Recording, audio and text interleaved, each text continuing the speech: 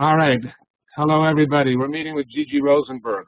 I think this is really fabulous. We're sitting in Chicago, and Gigi's sitting out there in the garden spot on the West Coast in Oregon, and she's a national expert on how to get grants and what grants are for.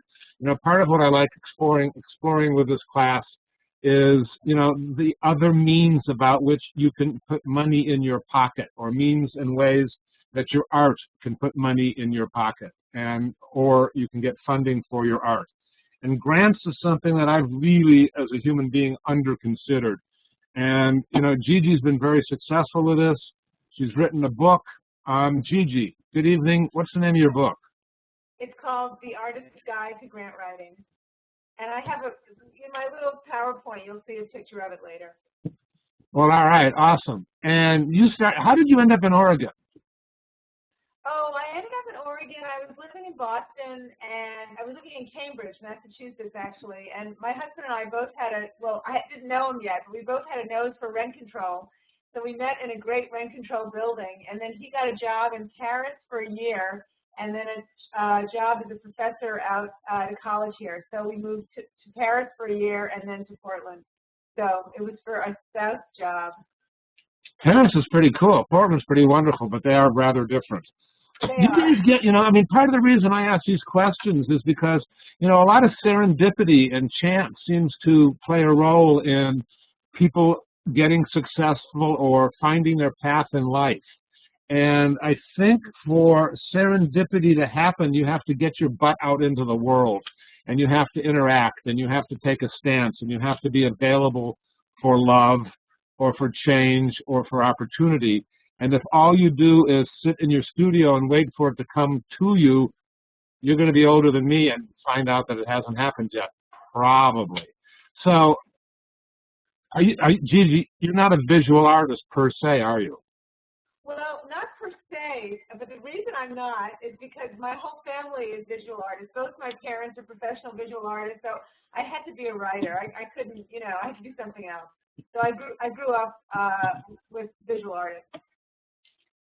All right, wonderful. All right, now tell me everything you know about grants. Okay, so Paul, I want to share my desktop, which I believe I can. Sure, hold on. Let me turn over control to you. Okay. All right, you are now the presenter, or will be in a second. There you go.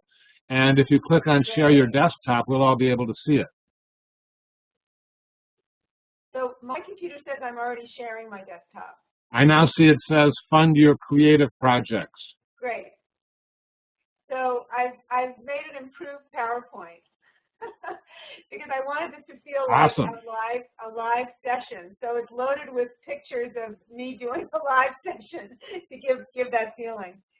So welcome everybody.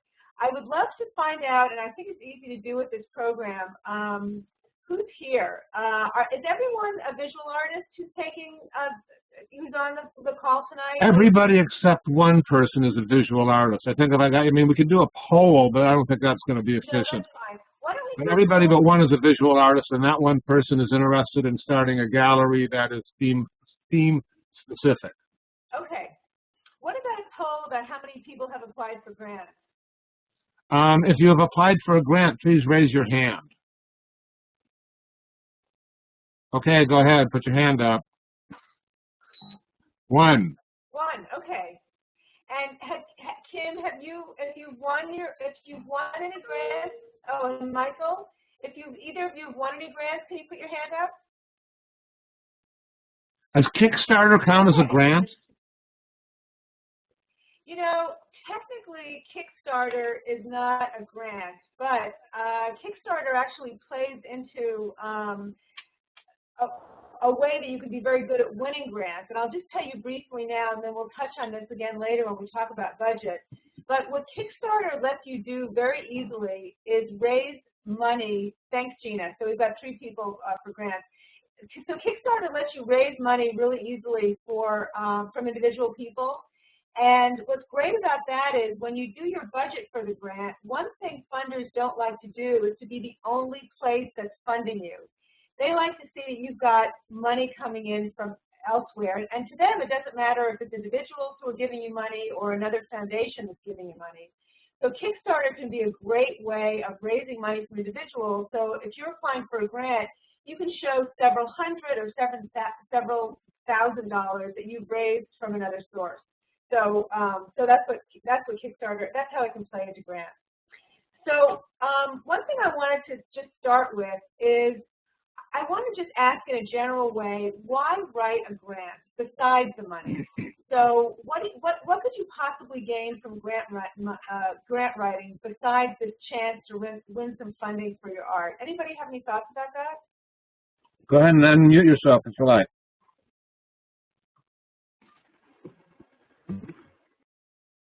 You meet people.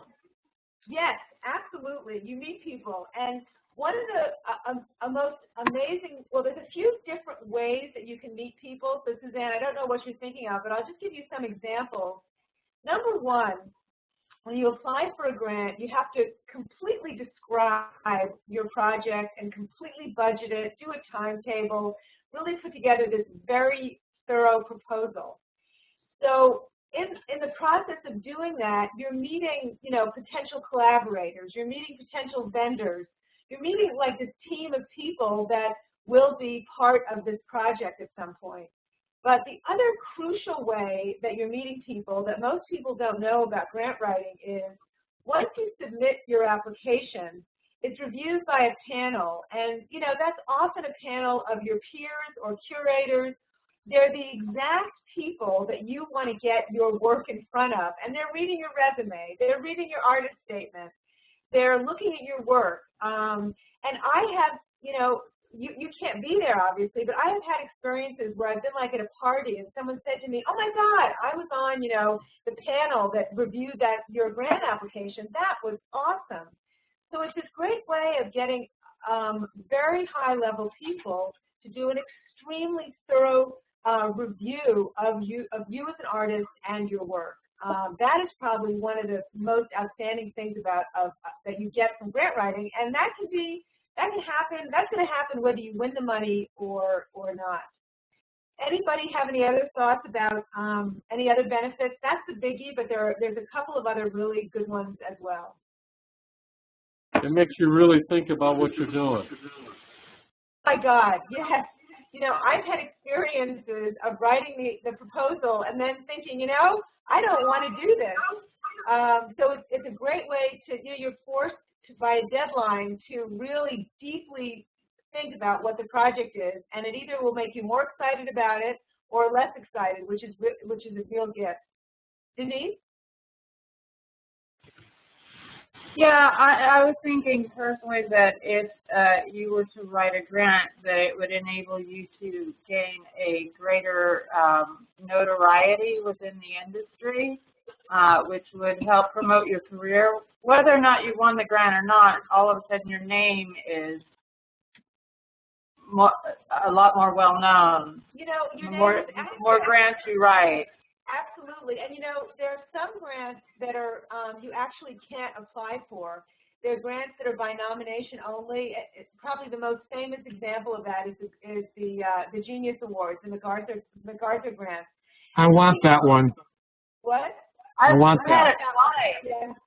But people always ask me, how do you get nominated? Well, the way you get nominated is people need to know you. And how do people know you? They know you in many ways, and one of them is, is actually getting your work out in front of people. But the other thing is, even if it's a small grant, only for a few $100s, that pedigree looks very, very nice on your resume. They don't have to know it was only for $300. It's still a grant. It's still a way to show, some institution believed in you enough to give you some funding.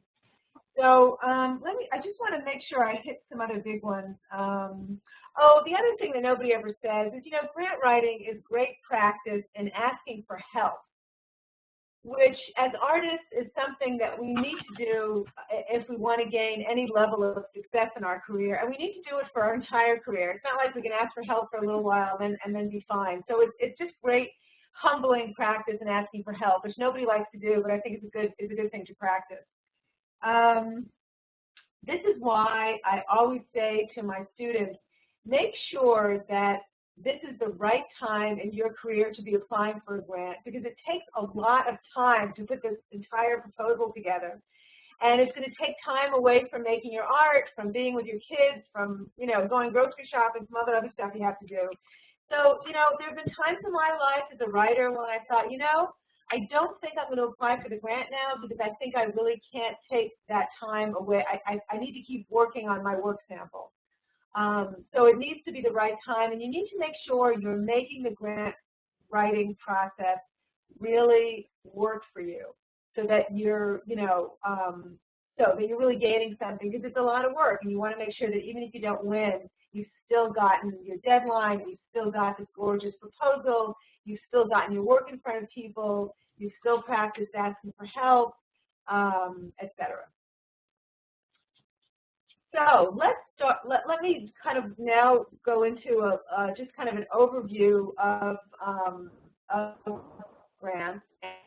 And I just want this is me at my launch party, just showing an example of what it's like to raise your hand. Where do grants come from? Anybody have any thoughts? When we talk about grants, where does that money come from? Anybody know?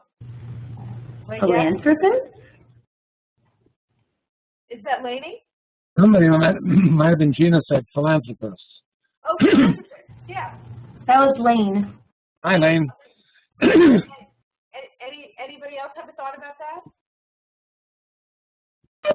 Foundation? Foundation, yeah. So let's go to my next slide here. Basically, there's two places it comes from. One is what I'll call public money. So it would be federal, state, or local government. And the next place that grants come from would be private money. And that's what Michael was talking about, foundations. That's an example of private money. So it could be a really small foundation, which might have been formed after one wealthy person passed away and decided to leave his money to artists. Or it could be a foundation that's associated with a very, very big company, like the Ford Foundation, as an example of a big foundation. So foundations come in all shapes and sizes. And sometimes there's so many aspects of grant writing that can be so confusing. But just to keep it simple, it's really just two kinds of money: the public money and the private money. So any thoughts about why you think these places, the government and these private sources, give grants? Any thoughts about that to artists? Percent for artists program. Okay. Percent to the arts. Right. So percent to the arts might be how they give it, but why do they give grants? I mean, what are they thinking?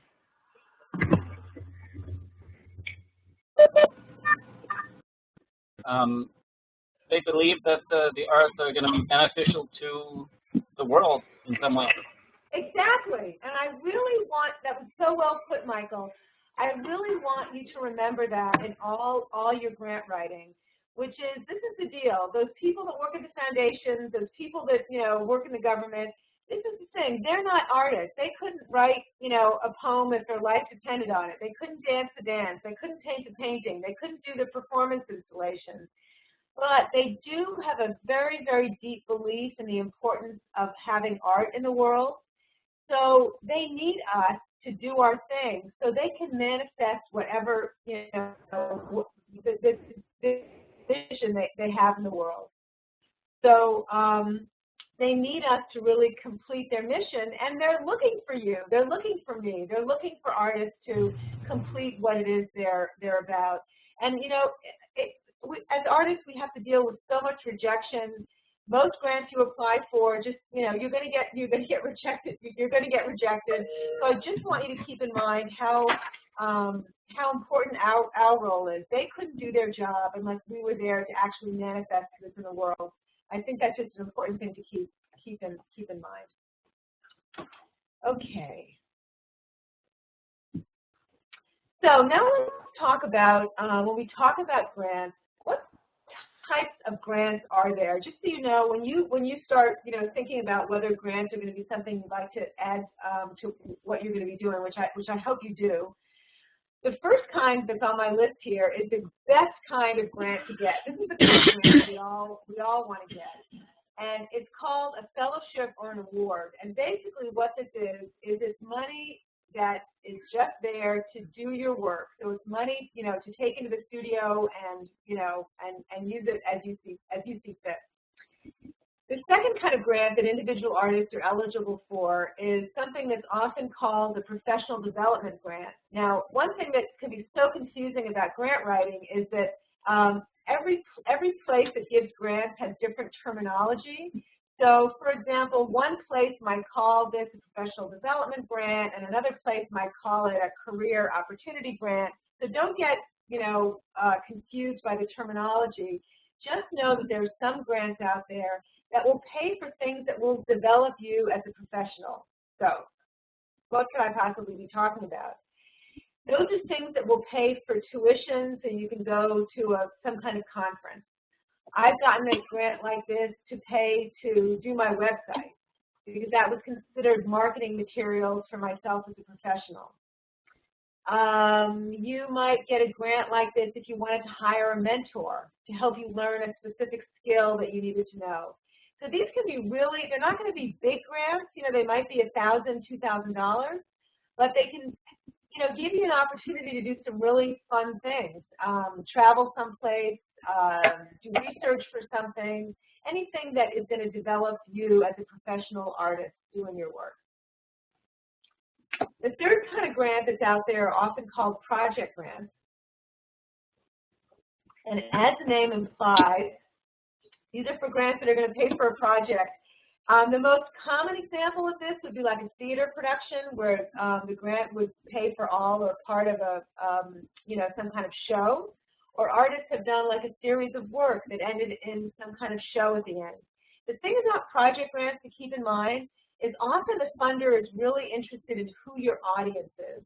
So like with a fellowship and award, they don't really care who your audience is. They're just giving you money to work in the studio. But with a project grant, it often ends with some kind of show at the end where, that's an event. And the last one on the list is residencies, which is technically not a grant. Has anybody out there, by raise of hands, ever won a residency?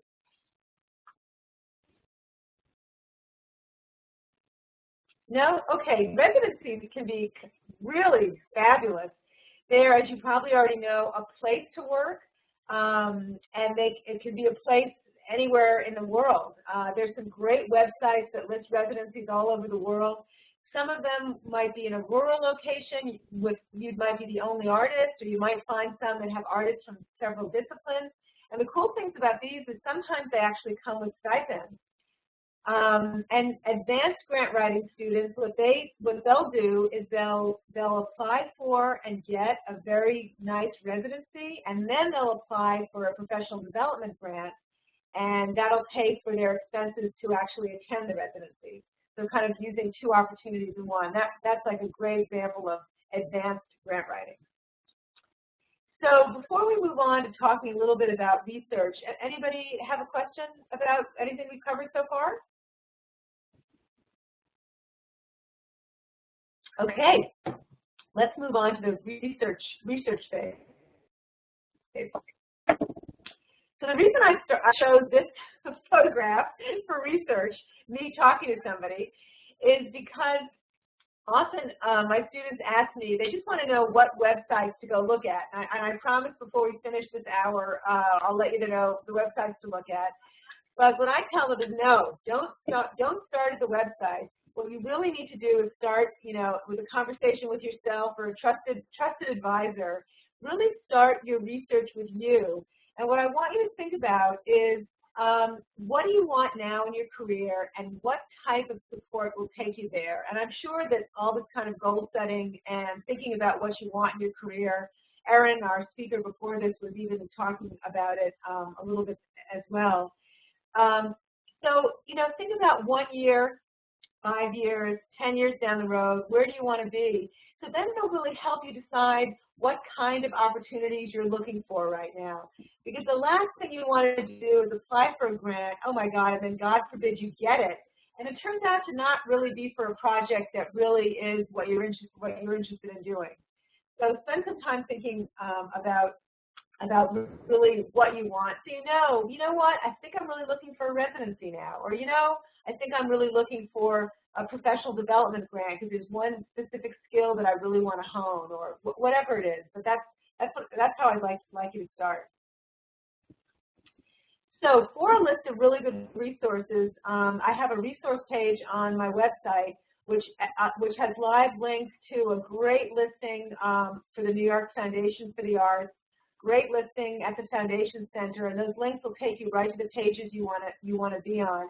And basically, these are the New York Foundation for the Arts and the Foundation Center have sortable databases where you can put in, I'm a musician who's interested in jazz and wants to find a residency in, Chicago, and you'll find great resources there. At the New York Foundation for the Arts listing, there's about 3,000 opportunities listed of all kinds of grant opportunities. So don't let that overwhelm you, because really after spending an hour or two perusing that list, you're really only going to find probably about, I don't know, a handful of things that are really opportunities that are really for you at this moment. There's some great blogs out there, and I have a Facebook page for the book where I post things. But the New York Foundation for the Arts and the Foundation Center, and there's a couple of other resources. I get on every mailing list I can, so I've kind of got stuff coming into my inbox all the time. Okay, so once you've identified an opportunity that you really want to apply for, then it really becomes a game of kind of playing matchmaker, where you're going to think about what is the mission of this funder? What are they really interested in funding? And very, very carefully read their guidelines and look at their criteria and make sure that you are the artist they are looking for. Now, one kind of magical thinking thing that some artists fall into, myself included, is I won't study the criteria that well. The criteria basically is of a list of, of what you need in order to apply. And I won't study the criteria that well for fear that if I study it too closely, I'll find out that I'm not eligible. And I don't want to know that I'm not eligible, which is a total waste of time. But I don't advise it. But just study the guidelines really, really well to make sure that you are the artist and your project is really the one they're looking for. And you may need to tweak your project a little bit to line it up a little better, and just make sure that you're not tweaking it so much that it's not becoming really the project that you want to do anymore. But you're really trying to play a game of matchmaker between you and the foundation, or the government grant. So the questions you're really asking is, are you the right match for them, and is this grant the right match for you? What really makes sense for you to do right now in your career? So moving on to our next topic, I always advise artists never, ever, ever to do grant writing by yourself. And the fact that you're already in Paul's wonderful workshops is a really sign, and just building on what Paul said before, you got to get out there, you got to meet people, and you got to not do stuff by yourself. So let's talk a little bit about, when I talk about working with a team, who might be on this team. Anybody have any thoughts about what kinds of things you could ask other people to do for you in preparing your grant application?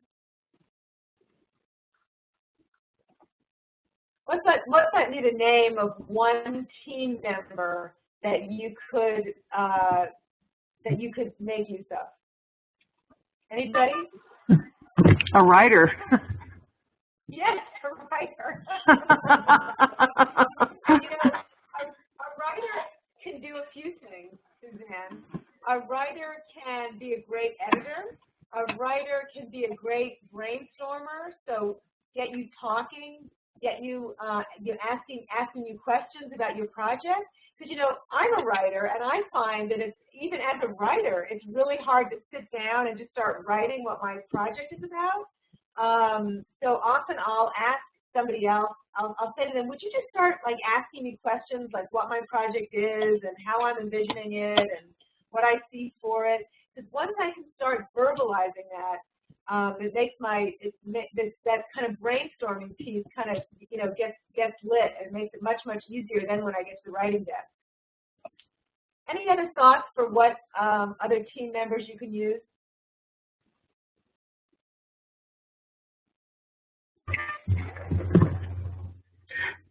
Sometimes you need collaborators in order to support the case for whatever, if it's a project grant that you're looking for. So you would need to collect other people who could also be represented in the grant application to help you be successful. Yeah, absolutely. So that's what's really cool about putting that team together is you may have a big idea where you need a choreographer or you need a lighting designer. So it's a great, those other team members will be other creative people that you'll be working with, and they might have great ideas and suggestions to add to your project description, which is a definite key element of writing a great proposal. Anybody have any other thoughts about those team members that you might need?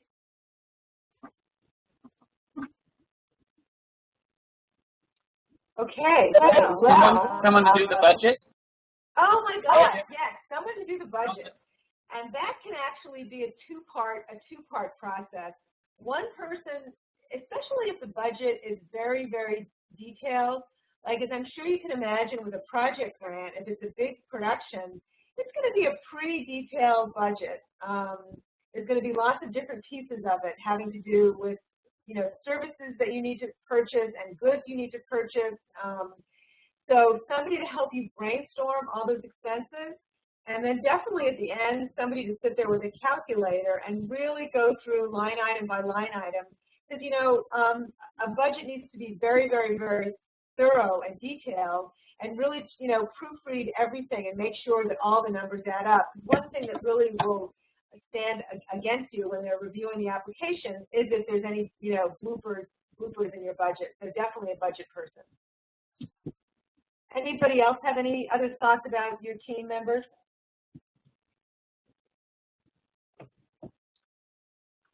Okay. Marketing. Did somebody say something?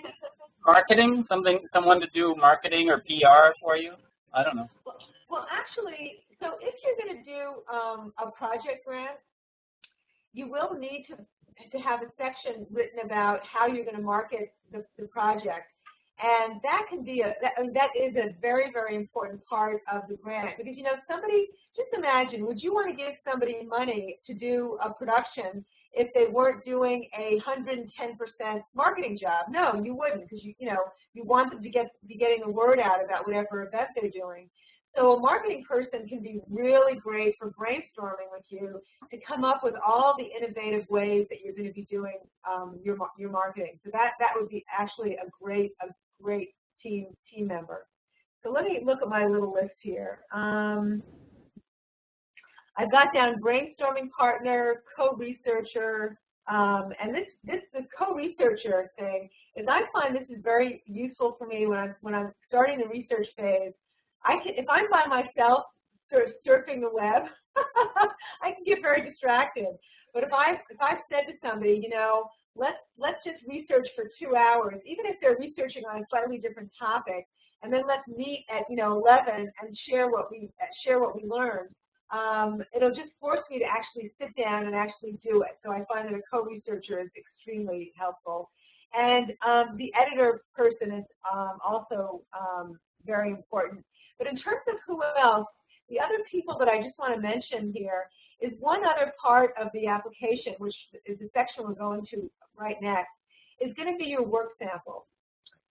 And if any piece of the application is the most important, it is this work sample, which is going to be what you're going to show of the work that you've done. Very, very key piece of it. And it may seem simple to put together the work sample, but the truth is your work sample is it's challenging to put it together. Which piece should you show? Which are the strongest ones? And so I often recommend that people get a work sample advisor. It could be a co-artist, but somebody who can really help you choose which pieces to show, and you know, making sure, of course, that the documentation is excellent, but also the pieces you're showing are proving to the funder, yes, this artist can, you know, can carry this project through. This is somebody that I want to, you know, I want to fund for whatever this project is. So let's talk a little bit now about, when we talk about the application, what is on that application? So definitely on that application, probably any one that you do is going to have an artist statement on it. Definitely a work sample, and definitely some kind of project description or narrative, which just is basically saying, this is what I want to do, why I want to do it, where I want to do it. It's answering the who, what, when, why, where, and how questions about what your project is. This is probably the bare minimum. In terms of what else for more, you know, how that expands for bigger applications, you'll also have to do a budget which describes exactly how the money is going to be spent, and then also how you're going to be earning money. If you've done your own fundraisers, if you've won other grants for this, if you're donating money of your own. Definitely a resume and or bio. And then can be a host of supplemental materials. Sometimes you'll have to submit letters of reference. Sometimes they'll say supplemental materials could even include articles that have been written or photographs you might have of showing past events that you've done. So these are the kinds of pieces that you need to put together on the application. So anybody have any questions before we start to talk about these individual pieces a little bit? Okay.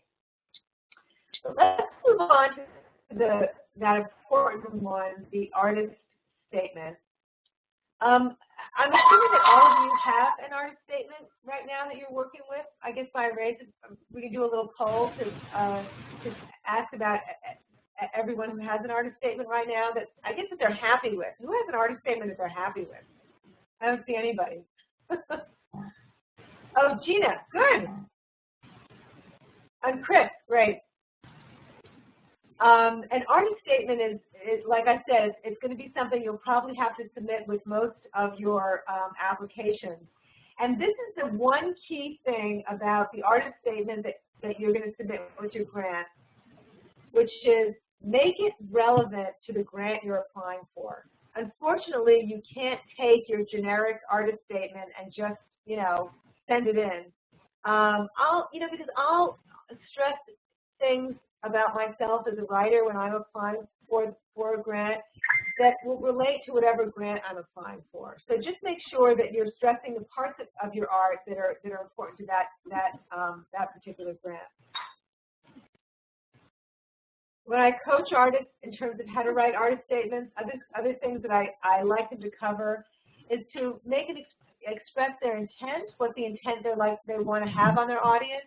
They can also use an artist statement to describe their artistic development, especially if there's something unusual or unique or some story about how they developed whatever they're working on now. It can also be a great place to describe your process. Again, if there's something unique about the way you develop your work. And then a really nice thing also, I think, to touch on in an artist statement is to discuss your artistic lineage, kind of where you see yourself fitting in with people who have done this kind of work. And one thing I don't have in this list that I also really like is for the artist statement or for the project description is to kind of talk about where you've been as an artist, where you're taking the work now, and then where you're going as an artist. So like a three-part story, so people can see how your work kind of fits in with the whole river of your work from the past to the present and to the future. So the other really important part of your grant proposal package is going to be that work sample. Now, this probably seems like it should go without saying, but it's amazing. You know, I interviewed a lot of artists when I wrote my book and a lot of organizations that give money, and I found that, you know, sometimes people think, oh, the work sample, what's the big deal? I'll just kind of throw it together at the last second. But the work sample really needs to be your absolute best work with the highest quality documentation, whether you shoot it or you have a professional photographer shoot it. And it really needs to show that you are the right match for whatever this opportunity is. So it needs to be showing the kind of work that's showing the funder, oh yeah, she or he, they can do this. They're capable of making this project.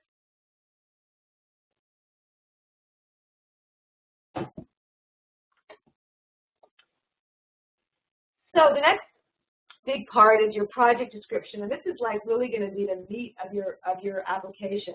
And again, it's the meat, and it's answering those basic questions. Now, if you can believe it, when I interviewed a lot of those organizations, one of the things they told me about artists is they don't say, like, first sentence, what is it? What is this project? So somebody will read the application and they'll be like, hey, is this a dance or is it a book? Is this a theater production or is it, you know, a photo exhibit? So very, very important to claim what it is. And this can be really challenging when the work, you know, crosses boundaries or maybe is interdisciplinary, but you need to name it and claim it what it is. So the person who's thinking about funding it has a clear vision of specifically what it is. You'll also possibly discuss your audience if that's something that they want to cover and is important to them, what your goal is with the project, what you're trying to achieve. You may also get on to the topic of why this project is needed, so you can make sure that the needs this is meeting is something that are needs that the organization really cares about. And like I said before, a few minutes ago, it's really the who, what, when, where, why, and how of your project. I've known artists who haven't been funded because they failed to write down on the application where their event was going to be happening. So even the details, like the dates and the venue that you've chosen, all that stuff is really crucial to have as part of your project description.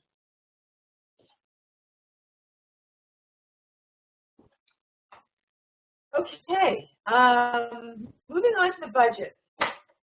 So the first column of your budget is the one we talked about a little bit ago, that if you're not great with numbers, you're going to get someone to help you with. But it's basically just a list of all your expenses, and this may take some research to figure out how much things cost.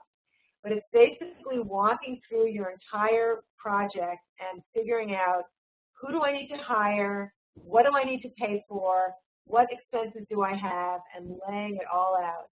And I really advise people to not scrimp on this budget that they're doing on paper, to really think about how can this project be fully funded so this can be like the best, you know, the most supported project that it is. You can make bargains later, you can try to ask people to do stuff for free later, but that first pass on the budget really needs to be the reality of how much things are going to cost. So that's very important.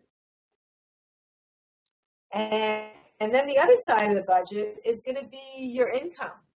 So like I said at the, you know, way back ago at the beginning of this conversation, funders don't like to be the only ones that are funding you. They like to see that you're getting money elsewhere. So can you do your own fundraising?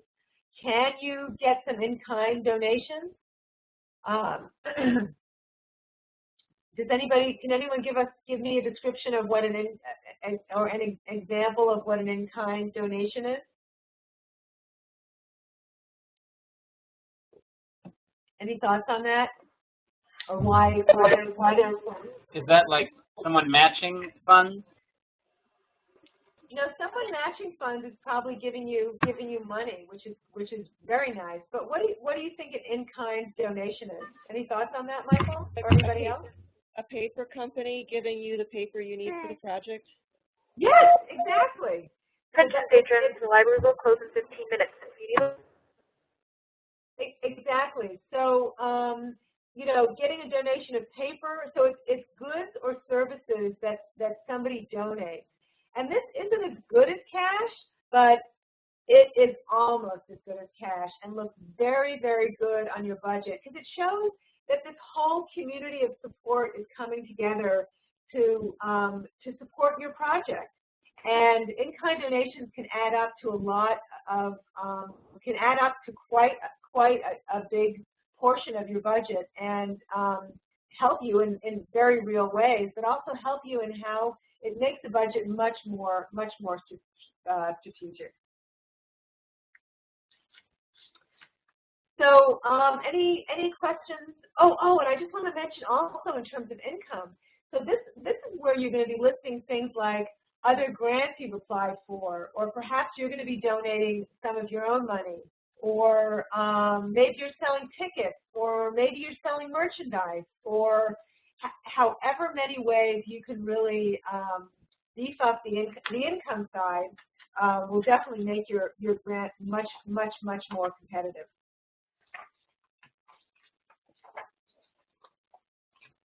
Anybody have any questions on budget before we move on to our next topic?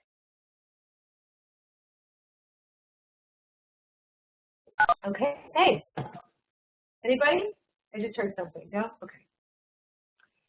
So let's talk now about follow-up. So after you've made this grant application, you are going to find out, a letter is going to arrive, usually in your mailbox, that's going to say you either won the grant or you didn't win the grant.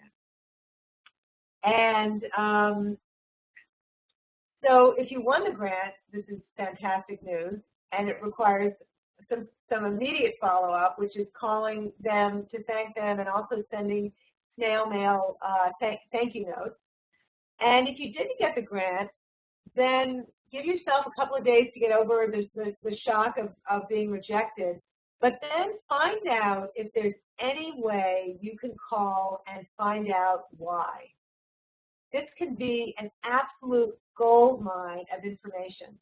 And it's very important. I mean, you know, often they'll have, sometimes they'll say, we do not give feedback. If they say that, you can't get any feedback. But sometimes they'll say, you know, if you call us in this window of time, or we can't meet with you in person, but we'll have a phone session. And just make sure that you're practicing your best phone etiquette on this phone call, because basically what you want to do is get the other person talking. You might ask them, oh, gee, did they take any notes, you know, when they were reviewing my application, and could you share those notes with me?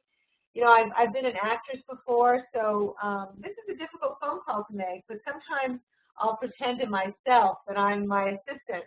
So I can just be as neutral and just, you know, friendly as possible, so that that other person on the phone, who, let me tell you, did not make the decision. They've just been given the awful job of having to give all the feedback to the artist.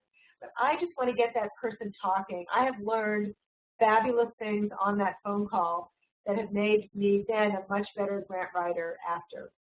And like I said, the thank you gets sent out whether you win the funding or not. When I get the rejection, I also send a thank you note to say thank you for reviewing my application. Because I'm trying to do anything I can to get my, you know, name and work out there, even if it's a thank you for reviewing my work. And, you know, the thing about the feedback that's really great is you might find out that you did an absolutely perfect application, but this year they only had enough money to fund 10 projects, and you were number 11. That's great to know. And I've also heard of people getting other opportunities. Like once somebody got to know them during the review process, then they got invited to another, you know, event. They didn't win the grant, but it opened up a door to something else. Okay, let's talk about a couple of other little things. Okay, in terms of more resources, I told you about the resource page already. And if you go to my book page, you can download a free excerpt of my book. I also wanted to do a raffle on tonight's call. So these are the details of the raffle. If you go to my website and sign up on the sidebar, you can see a place to sign up for my mailing list. You can download 2 free handouts, one on grant writing and one about how to make a great presentation. And if you sign up by midnight tonight, you'll be entered into a raffle. And whoever wins, I'll pick a name out of the hat in the morning. I would be more than happy to mail you an inscribed copy of my book for free. So, just to repeat the rules of that, sign up for my mailing list tonight by midnight, and then I'll email you and get your snail mail address, and whoever wins, I'll mail them a copy of the book. So, let's see. I also have a Facebook page where I post interesting opportunities and a Vimeo video on artists, a 2-minute video on artist funding. And here's a picture of the book, and then I would like to just give credit to my photographer who showed the photos in this PowerPoint and where they were taken and who was playing the violin and who was playing the keyboard, because I think all artists need their credit. So for the next little, time that we have, I'd just be more than happy to talk about anything you want to do with grants or projects that you've got in mind, or resource questions or research questions. Anybody have anything that they're learning? I have a question, but I'll defer to others. It looked like Les wants to ask something. Is that true, Les? Would love to ask some things, but I don't want to usurp anybody else's. Go ahead, get the ball rolling, Les, and then we'll cut you off. Okay, thanks. So the first question is, how large of a grant is it possible to receive on a project? Okay, that's a great question. So I'm going to give you kind of the long answer. Of all the grants that are available out there in the world, probably about 90% of those grants are actually not eligible. They're not available for individual artists. So of all the grants that are given away all over the world, only about 10% are we as individual artists actually, able to apply for, because the other ones say, I'm sorry, we don't fund individuals. So of that 10%, they're going to be on the small end. The NEA gives out grants for individual artists, and those are $25,000. A fellowship might be for $3,000. It might be for $5,000. There's a fellowship I know of in Oregon that's for $20,000. For a professional development grant, like I said before, we might be talking about $1,000 or $2,000. So before you get too depressed, let me ask you the question of, let's say you want to raise a lot of money. You're saying, that's $2,000. That's not enough. Okay, what do? Well, don't get depressed, because there's something you can do. So in terms of all that 90% that's out there, you think, well, is there any way that I can be eligible to apply for the 90%? Now, the 90%, the rules are that money needs to go to a nonprofit organization. So believe it or not, it is actually legal for you to partner, you as an individual, to partner with a nonprofit and be able to apply for those grants. And so I've known individual artists who've then been able to raise $50,000, doing that. So what that's called, and every time I say this word, people automatically fall asleep. So I'll try to say it in as lively a way as possible. It's called fiscal sponsorship. If you want to raise a lot of money, you may need to find a fiscal sponsor.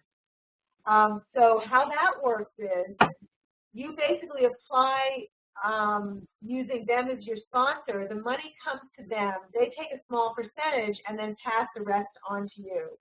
I have a whole section of my book. There are other books out there that are written about fiscal sponsorship. But if you want an example of who could be your fiscal sponsor would be the New York Foundation for the Arts. That's one of the services they provide artists, is they will act as a fiscal sponsor for artists. Now, you have to get them to be your fiscal sponsor. You've got to fill out an application, which is as hard as a grant application, but there are lots of benefits to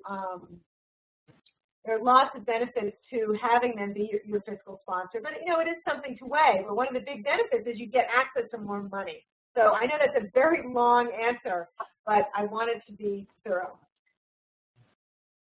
Thank you. Anybody else?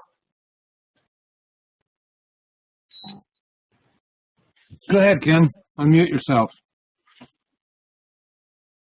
Hi, Gigi. I think this is probably kind of a basic question, but when you are working on your budget, do you estimate the amount of time that you're going to be in your studio and put in an hourly rate so that that reimburses your time, or do you leave your own support out of it? So what you want to do, and the answer to most every question on grant writing is it depends. So one thing you want to make sure of on the budget is they will be very specific with you about telling you what kinds of things the grant will pay for and what kinds of things it doesn't. So for example, sometimes they'll say, you know, we don't pay for food. So you want to make sure that you don't put down anything in the budget that they don't pay for. But if they do, if it's okay, and it'll be very clear in the guidelines to put down your time, then you really do need to do that hard. It's very hard for us because we don't really, some of us keep track of our time that well, but to do exactly what you just said, come up with an hourly rate, figure out about how much time it'll be, and if at all possible, and sometimes this is possible, if you can ask the organization if you can look at applications that have been successful in winning the grant, so you can look at their budget, see how they figured it out. Or sometimes they'll say, you know, usually the labor charge is a percentage of the total. So each place is a little bit different, but you'll just, if it's not written in the guidelines clearly, and they know that this part of figuring out your time is very, very difficult for us.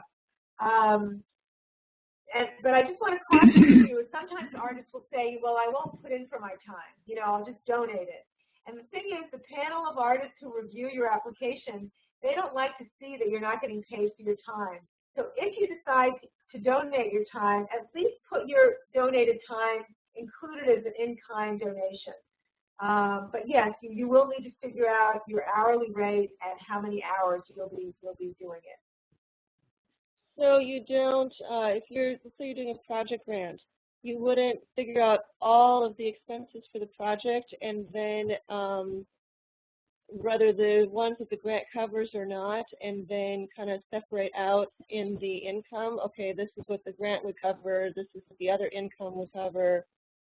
Like you sort of give a truncated budget? You know, don't get too hung up about what the grant doesn't cover. Like that example of food, you know, that wasn't going to be a big expense anyway. But they just need to make sure that the money they're giving you is going to be spent on the things that they have agreed to pay for. So, you know, without a specific example, it's hard for me to tell you exactly how to list it on the budget sheet.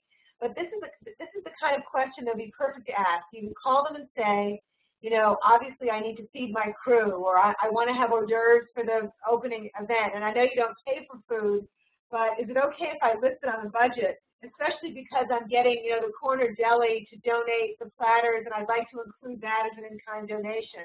So that's a great example of how to, you know, call them and ask them how it should be listed on the budget. This is the thing about grant writing that is so aggravating. Every grant place that gives money, they're like a different country. So you got to learn their language, learn their customs.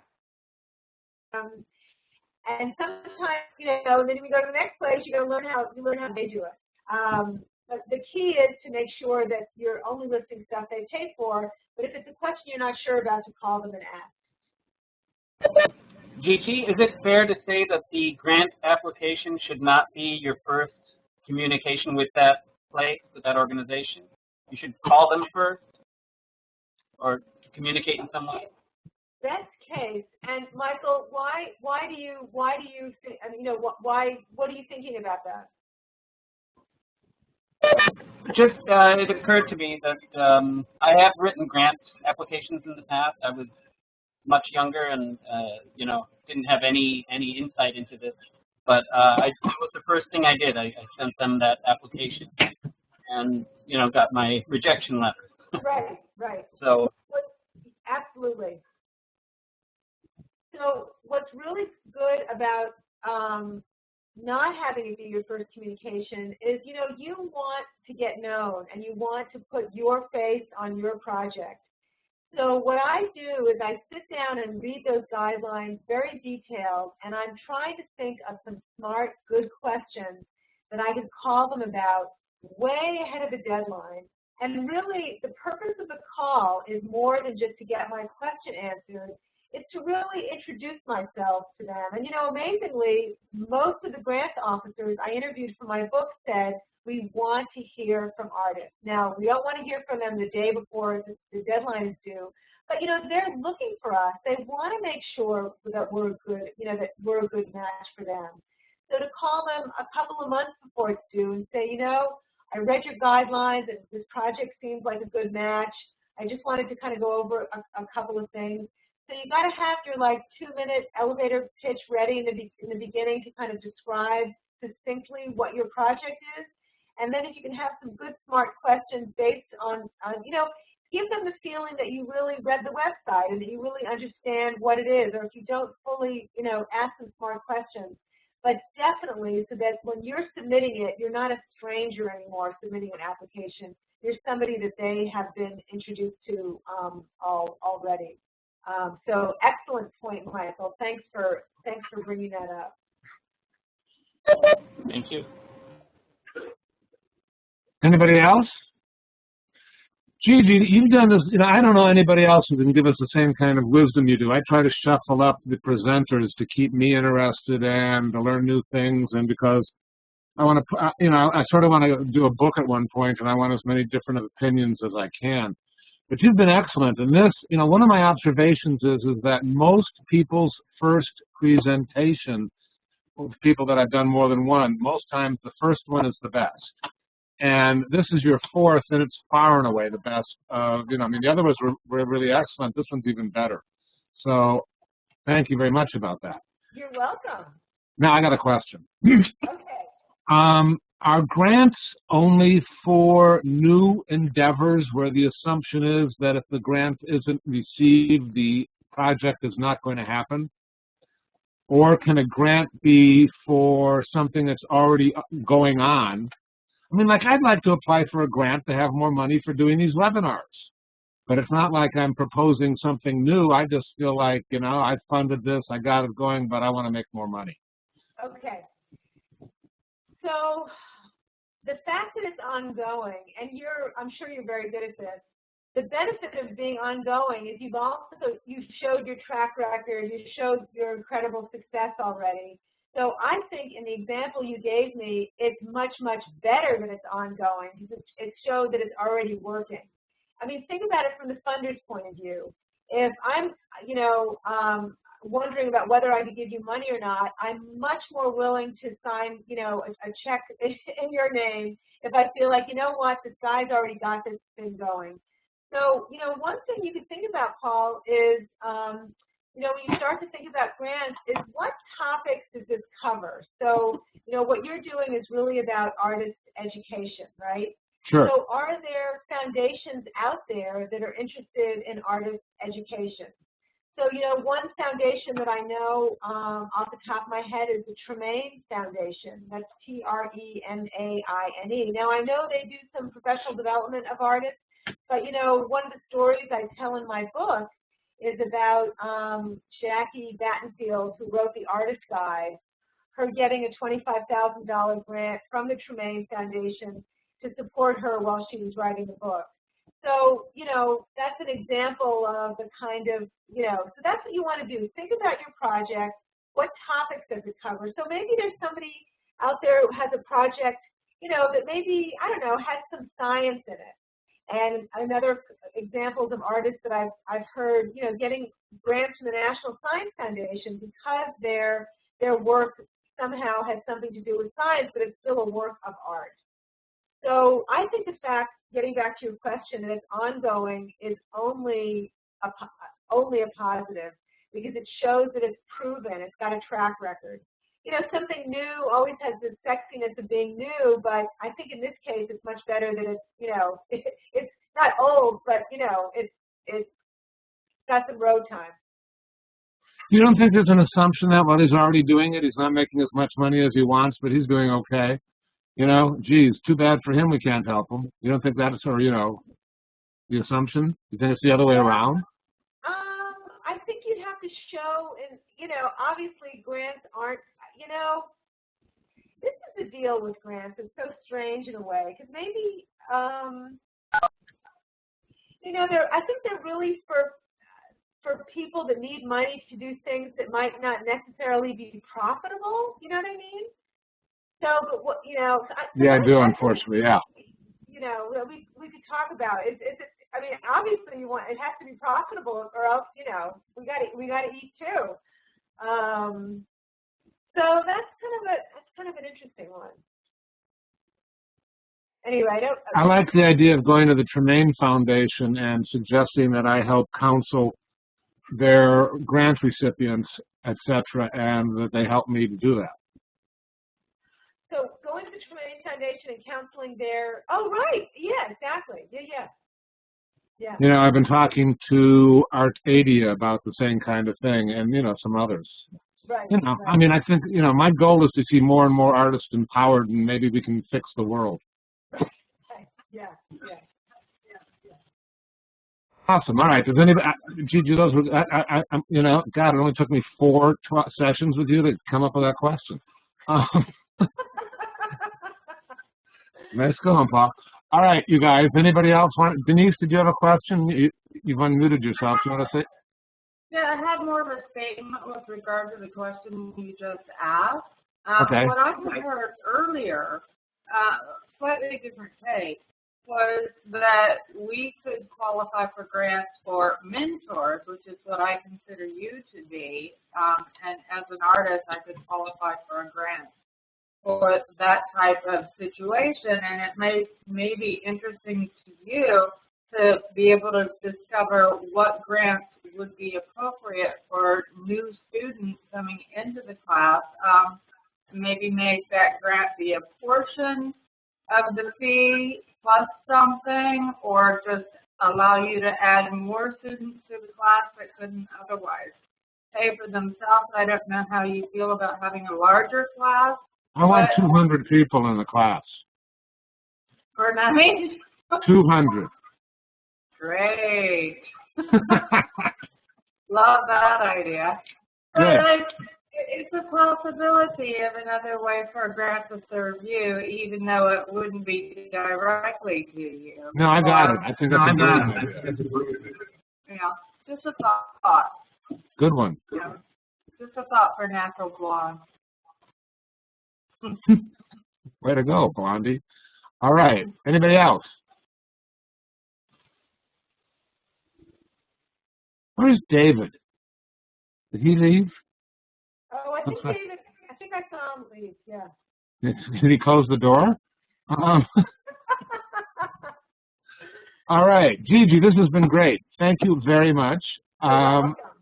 Let me unmute everybody. I don't know. You imparted a whole lot of wisdom there. Thank you, Gigi. You're a fascinating woman. Thanks, Gigi. Right. Hold on. I'm ending the recording, and I got a couple more things to say. Oh, I got all these processes to go through. I got to take Gigi and change my role to presenter. Then I can stop the recording. All right. Then we click the turn button.